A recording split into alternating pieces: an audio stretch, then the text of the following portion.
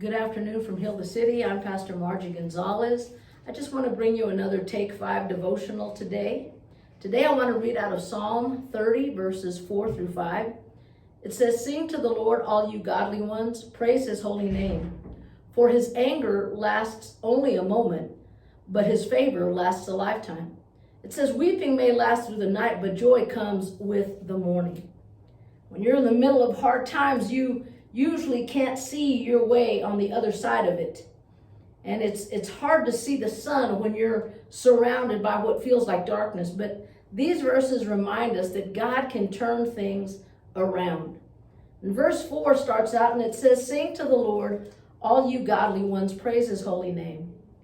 One of the most challenging things to do in the middle of tough times is to sing and praise. It's hard to praise God when you're going through stuff, but for believers, it should be a little bit easier.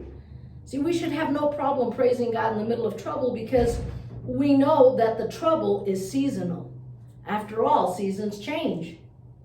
They come and go. Ecclesiastes 3:1 says that for everything there is a season, a time for every activity under heaven. And so seasons change. Verse 5, the first part of verse 5 rather says, "For his anger lasts only a moment, but his favor lasts a lifetime." And there's a contrast here. There's God's anger and there's his favor.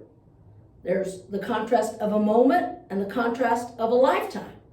And so the Lord's anger here is momentary while his favor lasts a lifetime. One is brief and short-lived while the other one is long-lasting.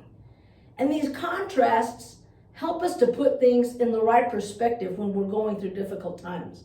They help us have the right perspective in the middle of the difficulties. 2 Corinthians 4:17, it says, "For our present troubles are small and won't last very long, yet they produce for us a glory that vastly outweighs them and will last forever." And so we have to learn to view momentary difficulties, momentary troubles, and even discipline, and sometimes even the correction of God. We have to view it in light of the overreaching benefits that they bring at the end. See, Hebrews 12:11 says, "No discipline is enjoyable while it's happening." It's painful. Hard times are painful, right? But it says, "But afterward there will be a peaceful harvest of right living for those who are trained in this way." Discipline, difficulty, and trouble are all temporary. And we have to remember that. But God's favor and his mercy reach beyond the temporary. They reach beyond those seasons. God's the God of the turnaround. And then verse 5, the last part of it says, "Weeping may last through the night, but joy comes with the morning." And again, we have these contrasts. Again, we see a change of seasons. And so we have weeping and joy on one hand, and we have night and the morning on the next.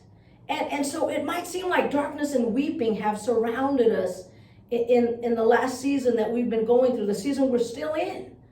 But I want you to know that this season of night has to make way for the day.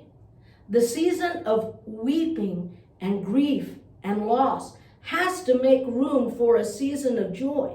See, we need to understand that the tears are temporary.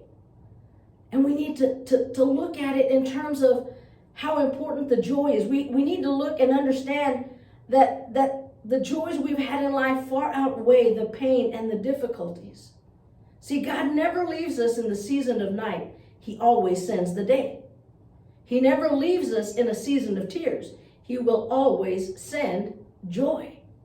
Isaiah 61:7 says that instead of shame and dishonor, you will enjoy a double share of honor. You will possess a double portion of prosperity in your land, and everlasting joy will be yours. See, joy always comes after pain. Joy always comes in the morning. And so the question for you today is, will you wait on God to turn your circumstance around? God bless.